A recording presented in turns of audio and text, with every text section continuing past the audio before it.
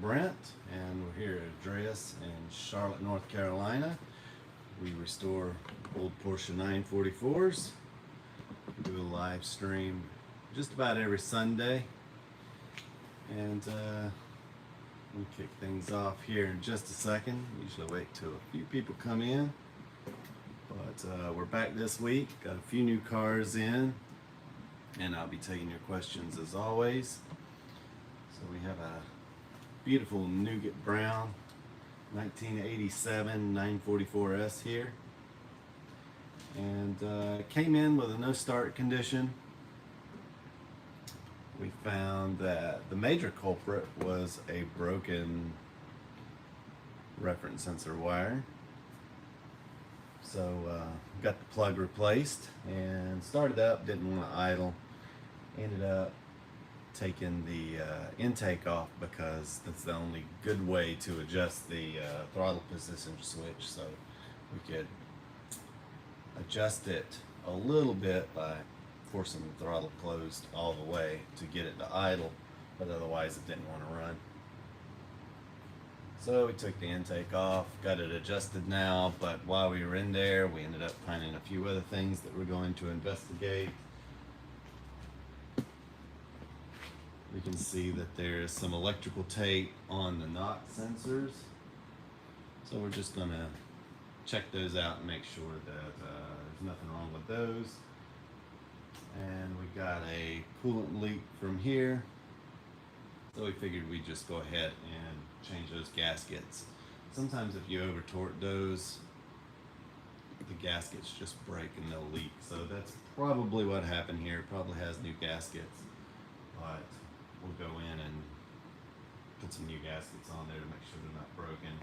They're definitely tight enough, but we also have another coolant leak down here. So once we get those two things done, we'll get the intake back on, and then he wants the AC recharged, and then we're going to get an alignment for him, because I believe he bought this car not running and put a lot of work into it, but got it running now, so it's just little odds and ends. It's a beautiful car. Looks like it has fresh paint. If I take you guys up underneath, maybe I will later, it looks pretty much brand new underneath. But these cars are never quick in and out, so it's something that always snowballs with them. So you get it running, but it doesn't run right, and it's been sitting for years, and then you find coolant leaks and knock sensor wiring screwed up and just little stuff like that. But it's a beautiful car. Hope to have it done soon. So it's a beautiful Sunday here in Charlotte. Hope everybody's having a great Sunday, and I'm interested to hear what you guys are working on.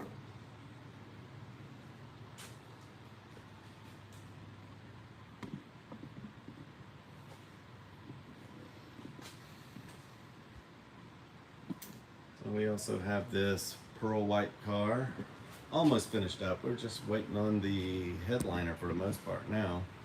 We'll get that in, do a few other odds and ends, and hopefully I have this done for 944 Fest, so you guys will get to see it there.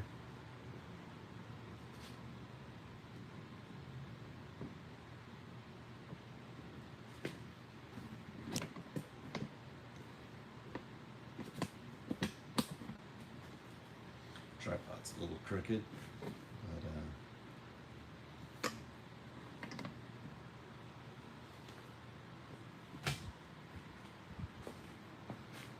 I'm going to fold it up a little bit, and we'll walk down this way. Going past this car. I want you guys to see the interior. And it's maybe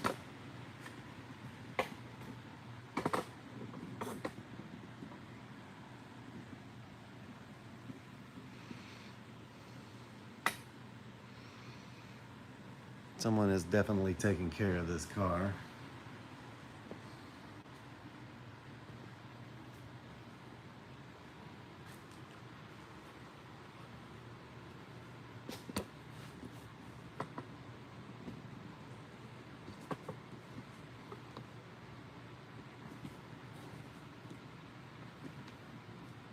Yeah, the interior is really nice.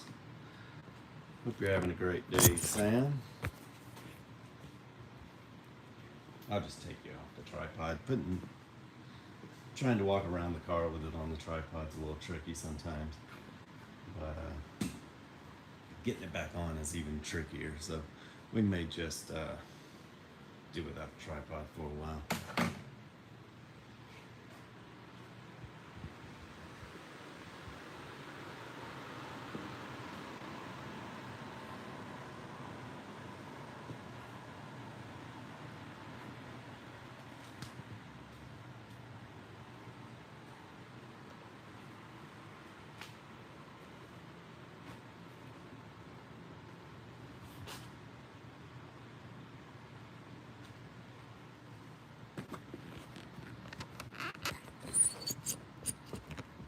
Put it back on the tripod now. Hopefully I don't jerk you guys around too much. There we go.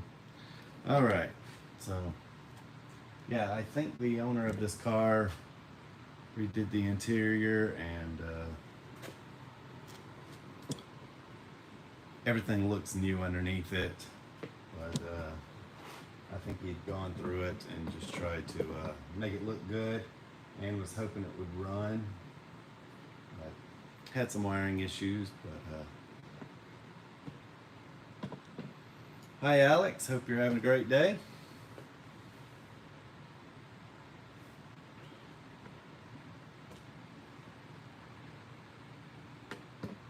I'm trying to get this intake back on as soon as I get off here. I still have to fix that coolant leak and take a look at this wire. Okay. Yeah, no. What's so funny is that a lot of the people that I know in Porsche Club actually work at Lowe's. It has nothing to do with the wrap on the ceiling, but a lot of people here in Charlotte work there. All right, let me turn you guys around. So, I like to keep you on the tripod when I'm reading questions and stuff, but we'll take you down and show you around this right quick. So everything looks good. Painted alternator. But these wires here worry me. Why do they have this electrical tape on there?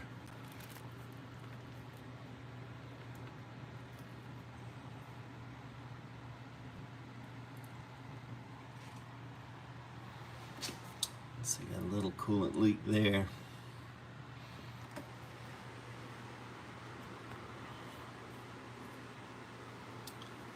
Alex says, just spread the brakes. Not too shabby, lots of junk came out. Hope yours is going well also. Yeah, I haven't driven my car in a while. I've got my mom's car here that I'm doing a lot of work on and was planning on taking that to the fest. But we'll see how that goes. But it's been needing a little bit of stuff here and there, but it runs great otherwise.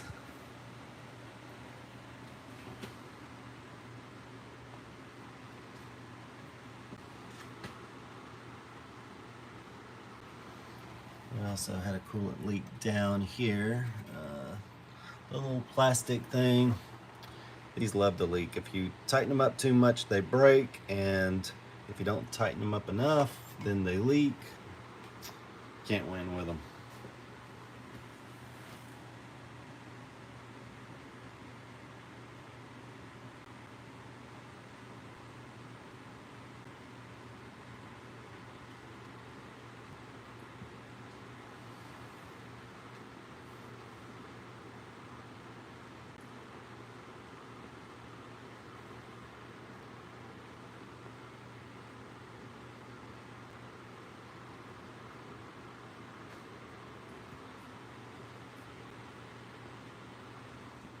I'm doing better about deleting comments.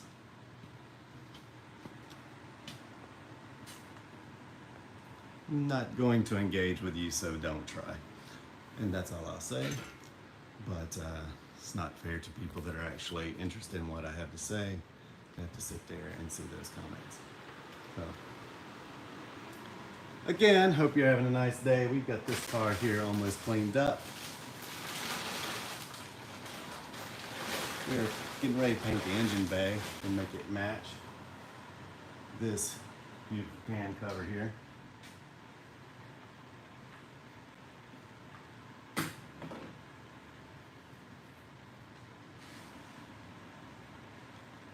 Now, don't be afraid to comment. Those were just nasty comments. I welcome everybody to comment. Don't be scared. I'm not going to bite. We're going to have fun and show you some 944s, but I won't tolerate nasty comments. Oh, baby. I'll read them, but you're just going to get sarcasm from me. So we're not going to engage. We're going to have fun, and I will block people. Hi, hon. My mouth is dry today, so I'm having difficulty getting things out. But good afternoon, Kenneth. He says, I got my turbo from Frame Shop. Now I have to install the front bumper. Well, awesome. Happy Fox says, hi. Well, good afternoon, Happy Fox. Hope you're having a good one. I've got the jumpsuit hung up today. It's about probably 95 degrees outside already. So didn't wear that today. We've got the new shirts on.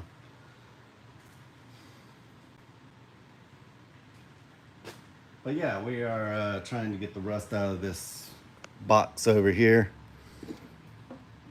Over here in the battery tray.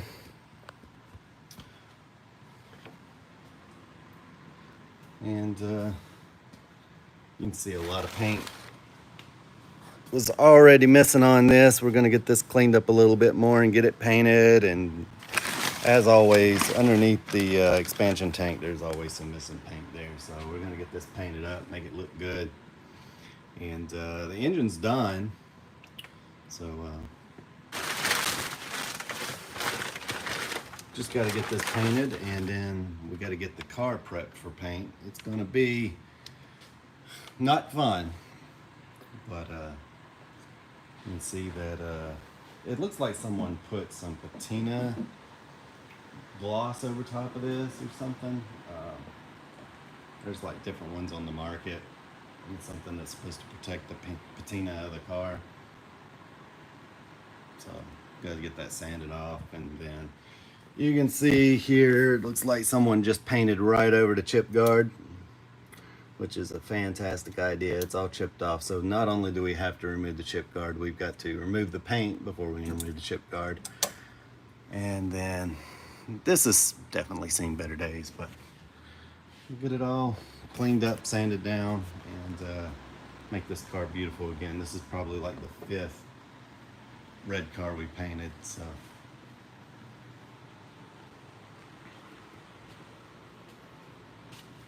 if you want to see some of the cars that we painted in the past, just go back and check out my videos. There's a lot of them that we painted.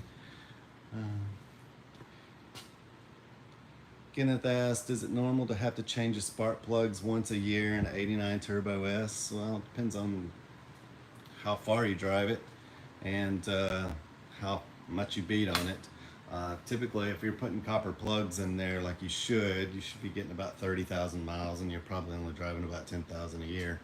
If you're getting oil, then you may need to look at your air oil separator seals on there, and that's going to require pulling turbo. So at that point, you might as well just pull the turbo and make sure it's not leaking oil into the cylinders. And so yeah, at that point, you're better off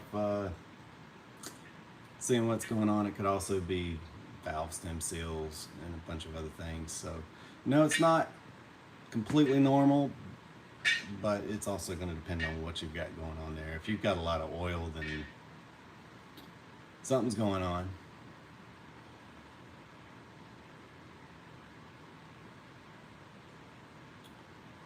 Mo Money asks, what happens if the little screw from the rotor falls into the distributor?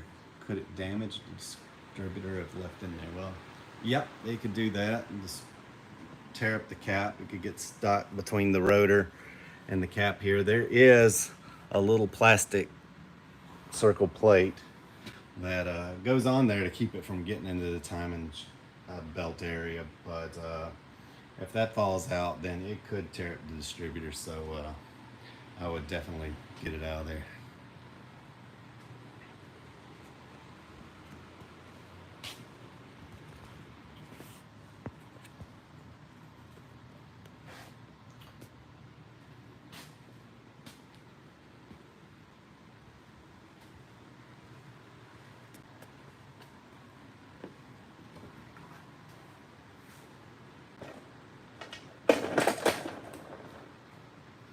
Yeah, hopefully it didn't get anywhere. He'd need a magnet. If he has this little, I don't know if I've got one laying around here, but if it has the plate on there, then hopefully you can just take the distributor off and just pull it right out. Not only will that cause that to get damaged, but it could also make your timing off. And if you've seen that race car video we did, that's exactly how you end up with that issue. It looks like it took me a while to figure that one out. Let's see. We'll go up underneath this car for a second. So this is the back of this car. Not a lot of light, but you can get the idea of just how clean this thing is. Maybe we'll go up front. I'll show you that too.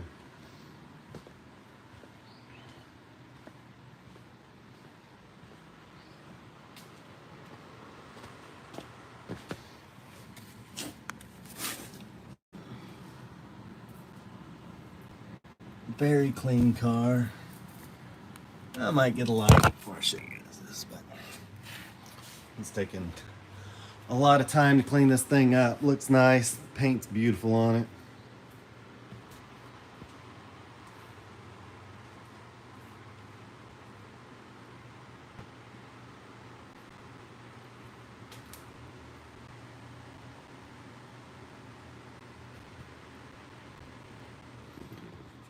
Alex G says, planning on a recharge of the AC system with R12. Are there any common failure areas in the 87 model year cars? Seals you recommend replacing? No thanks to the German engineers for the shutter valve placement.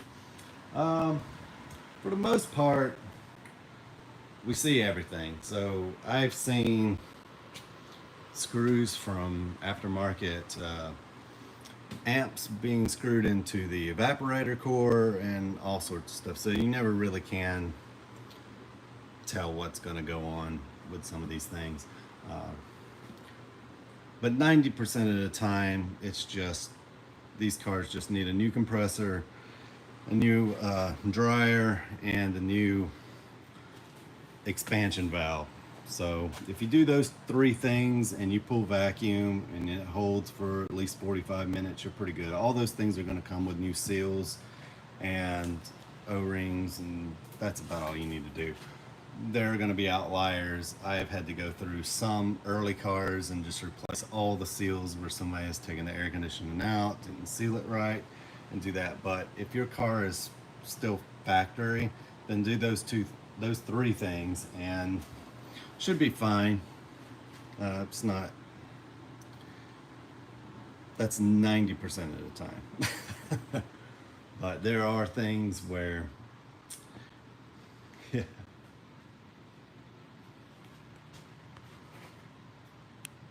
My money says, what do you use to clean the heads while on the car to make them look like new? Brillo pads work.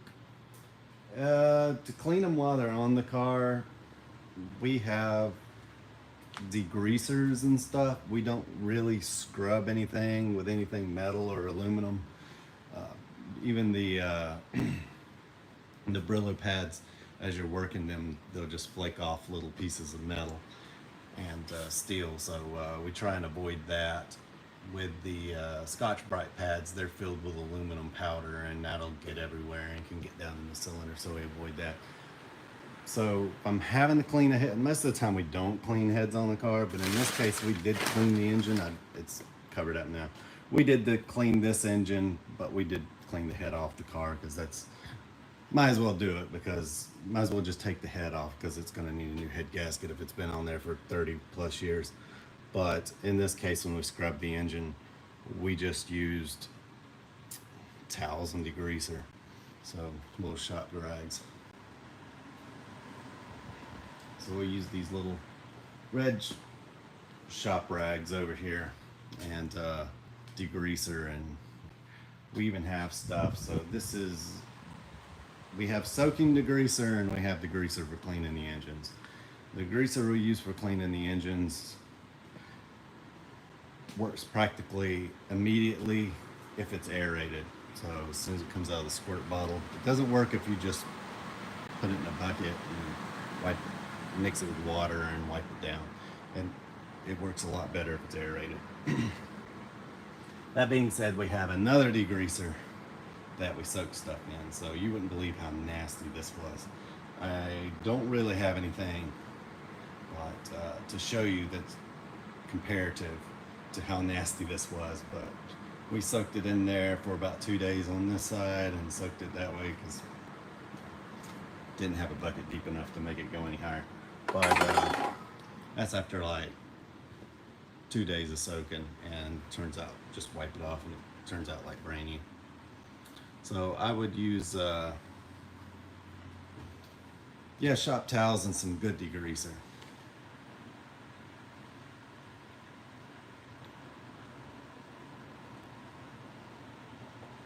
Happy Fox says it's a bar fine kind of car. Sat since the 90s until Brent worked on it earlier this year. Sure. Oh, this is what Alex G said. Oh. Alex G said this. The comment moved really quick. Okay. Happy Fox said, at Happy Fox, it's a barn find kind of car. Sat since the 90s and worked on it earlier this year. Charlotte, he is a killer. Yeah. Yeah, it's a beautiful car you had there. I think had under or right around 60,000 miles. I think it's in one of the live streams from way back last year. But hopefully you get the AC running. I think it looked to be all original, but even if it sits, it's gonna leak out. So sometimes you'll get lucky with a compressor, and if it's just sat for years, it's just gonna escape through the seals on the compressor, because you're supposed to run them every year, and even in the winter time, to keep the seals lubricated so it doesn't leak out. So you might get lucky and you pull vacuum on that and everything works perfect. But no matter what, I would change the dryer out, and I would just start there. I'd probably vacuum it out, see if it holds, and if it holds, then the seals might need a little bit of lubrication, and then you might be able to just put a dryer in there. That's not really the right way to do it. You'd probably, as old as it is, be better off just to replace all that and call it good. But considering your car, like you said, only has about 47,000 miles and it's been sitting since the 90s, it could be either the seals are completely dried out, or you might get lucky. You never know. You never know.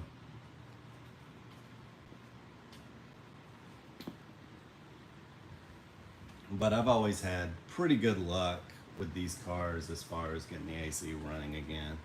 Like I said, there's been a few things that just way too hard to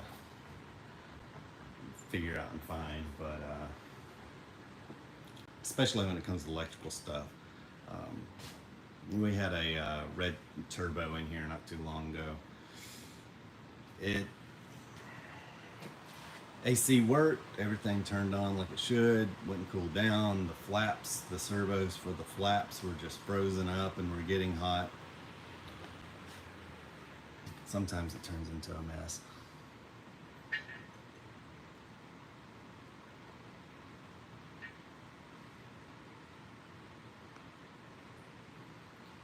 Jim says, I'm fitting a Type 2 tank in an 80 liter and a Type 1 944. My welder is having trouble getting a good weld on the Type 2 tank mounts that have to be welded in place. My 1984 is fully galvanized. Yeah, that's I've never seen anybody do that. It'd be interesting. Does it fit with I guess it could. Well, oh, type 2 isn't, yeah. Um, so when you're doing that, yeah, you've got to, as you know, you got to grind everything down to the metal to get those mounts welded into place. That is not a fun job. I've started doing one time and I was like, yeah, this isn't worth it for me. The plastic tanks are nice. So what we do here is we'll take the steel tanks, clean them out really nice, and then we'll coat them with a plastic liner. So it's basically, you pour it in as liquid and it dries as a plastic liner, so that way the ethanol in modern gasoline doesn't eat the tank up. I know we just leave it at that because those it's not terrible, but it's definitely not a fun job. It's, if you got the tank out, you might as well just put a plastic liner in there and it'll last forever then.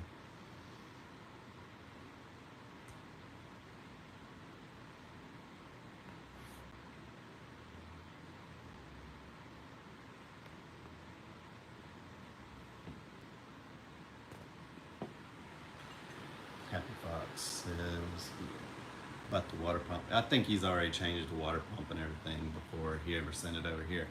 I think it was just, he ended up having like little odds and ends. I know he had a fuel tank leak, so especially the later cars with the plastic tanks, the sleeve or the collar that holds the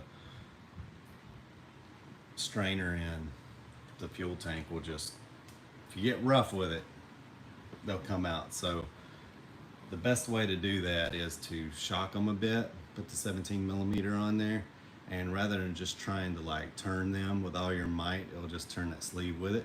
Just take them and bump it a little bit and it'll come out, it'll free itself up away from that sleeve, and you have a much higher chance of being successful, of getting it out without just ripping the sleeve out.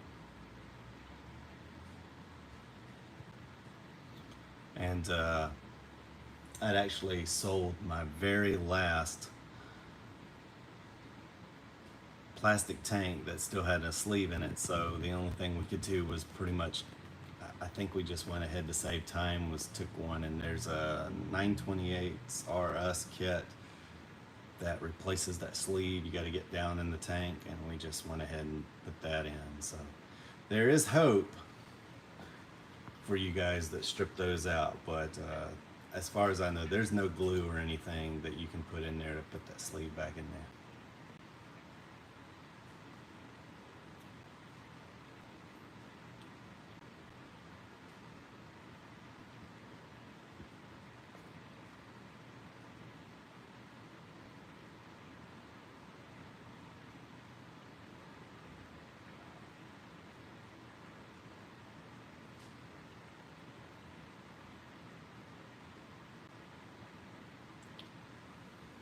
How often are the lines that attach the fuel rail filter to the filter fail? Common part to change? Not really. I don't see those fail as much. What I see a lot of is the line, it's a non-pressurized line from the fuel tank to the pump. I see that fail a lot more, and that's very common. They're 40 years old, so you know, they're probably not even rated for ethanol, despite them going to a plastic tank that's supposed to be ethanol proof. But I don't think the lines were updated until about 1988. So they put the plastic tanks in there, but the fuel line still couldn't handle the ethanol. So I see that quite a bit. The ones that go from the pump to the fuel filter, I don't see those fail a lot. They're rusty a lot, but I'd say it's most of the time they still look good. But if you're under there and you're changing fuel lines, you might as well. I would advise at this point in time just to replace all the fuel lines, and you should be good for another 20-30 years, you know.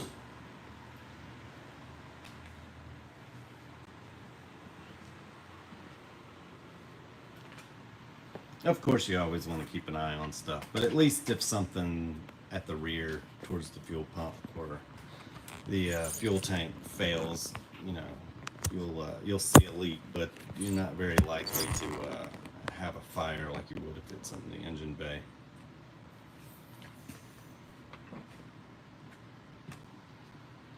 Esperanza says hi. Well, hello to you. Hope you're having a great day. Hope everybody's staying cool. It is 93 outside already.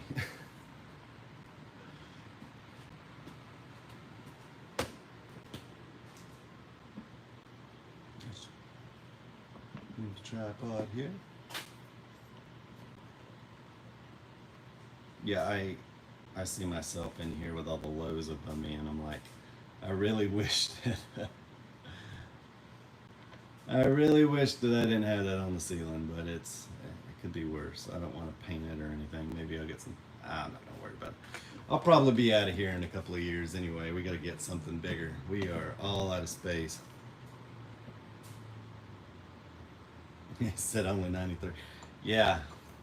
Well, I wouldn't expect it to be this hot so early, but I miss the 80-degree summers. What happened to that?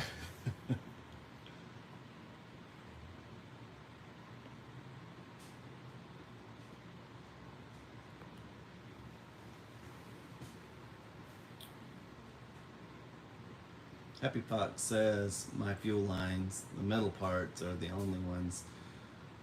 only things that rust under there. We'll get marine grade couplings.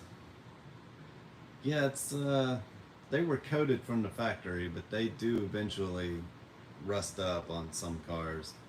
I get some cars in here that, other than being dirty, are as clean as the day they left the factory, and then other times they're rusted all to pieces. Miguel says hello from Fresno, California. Well, good afternoon, Miguel. It's still morning there, though. I hope you're having a good morning.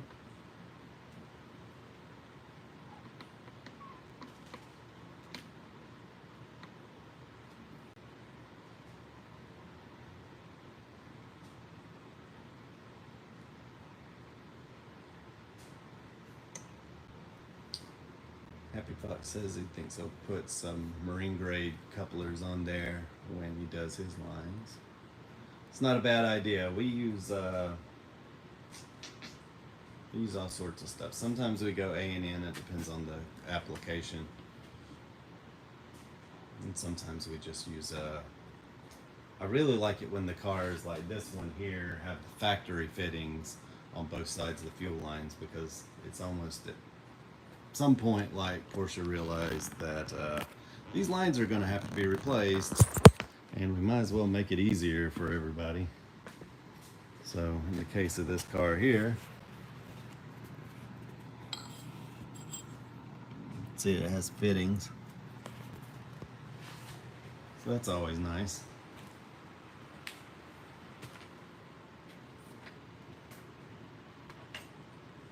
I think the previous owner had something else.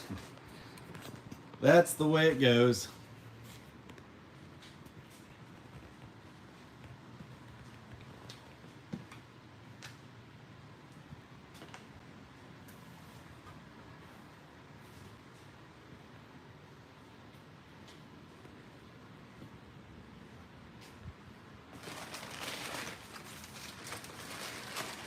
What is everybody working on today?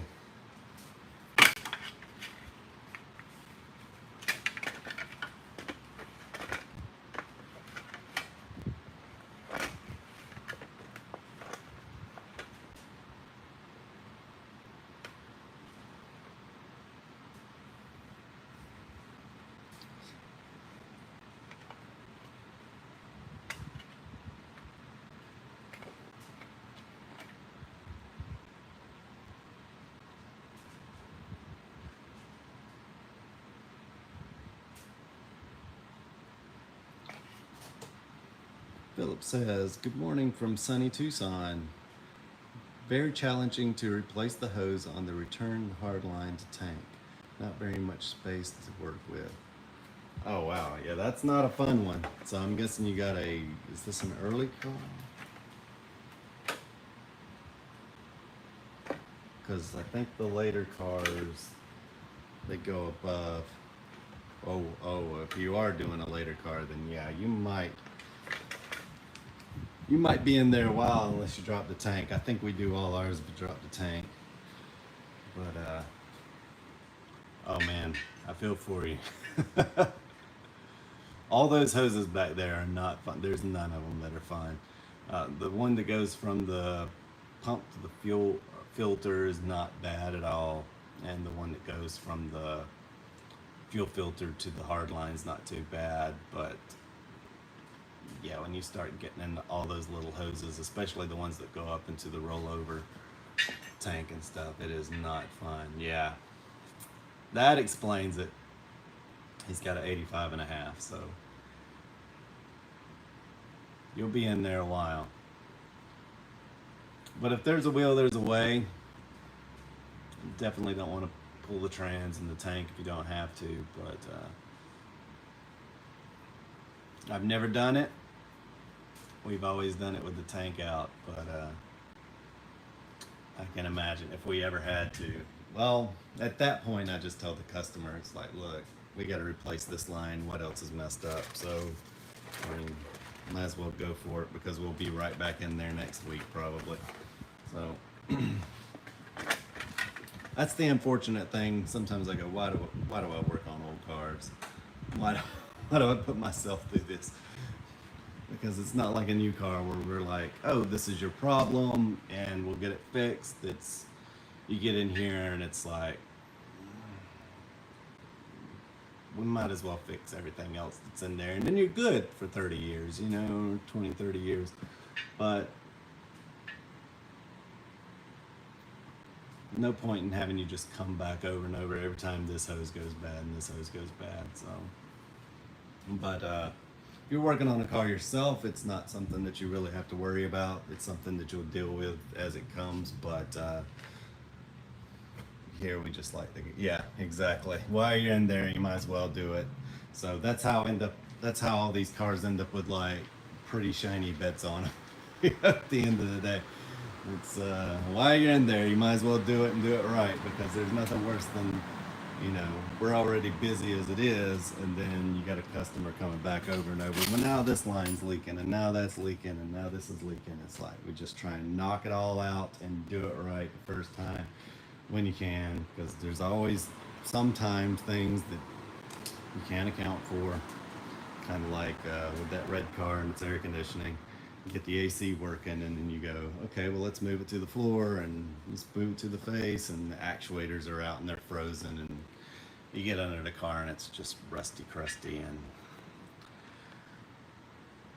yeah, now you're looking at a lot more fun. But we always try and take care of the while you're in there stuff, because we like people to go home happy and never have to worry about it again.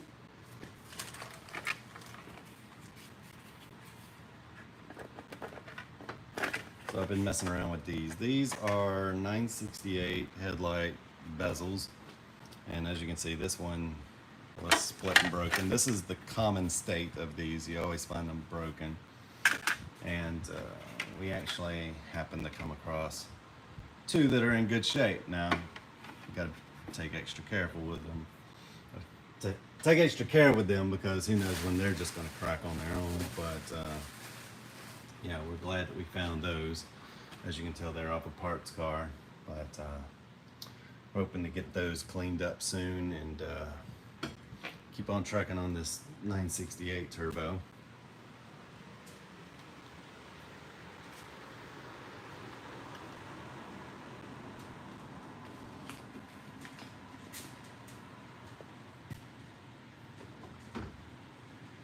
Alright guys, we're about 40 minutes into this. If you guys have any more questions, or there's something you want to see, just let me know.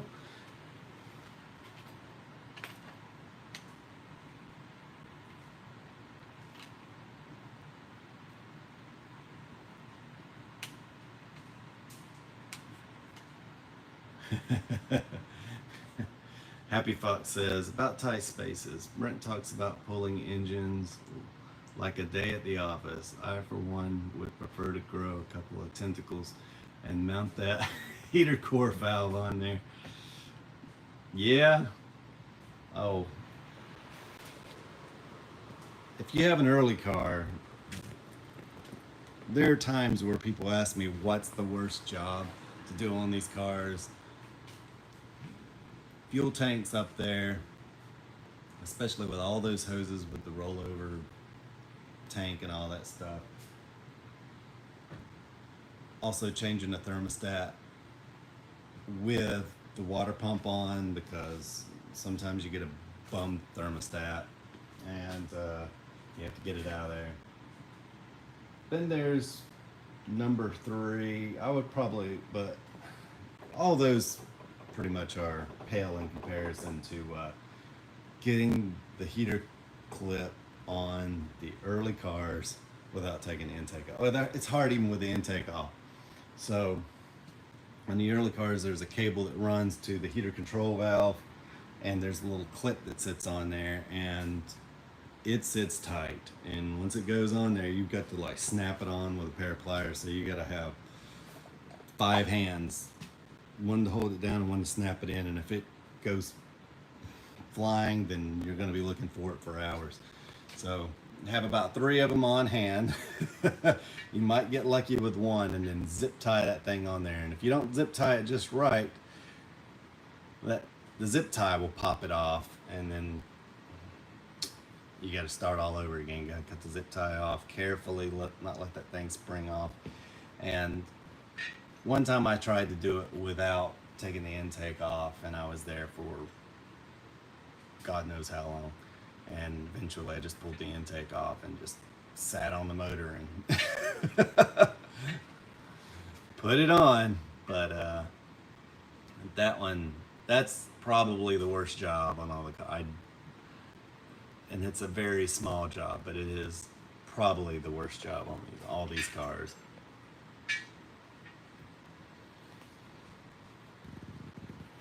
I don't really, someone asked me a while back, I don't have anything out of the way now, but oh, I actually have one of these clips here. So this is the clip I'm talking about. So the cable goes in here, and then that snaps on top, and I mean, you can just touch that thing and it'll fly off there. So the fact that this one's on there is a good sign, but put a zip tie on there. Don't put the zip tie here because they'll push up on it. You want to make sure you put the top of the zip tie where it connects, like right there, so it actually pushes down on that and keeps it connected. So yeah, easy to do them right there, and the way they did them at the factory without the engine in. But trying to do that with the intake on there is just probably the worst job ever. But anyway, guys, I think that's gonna do it for today.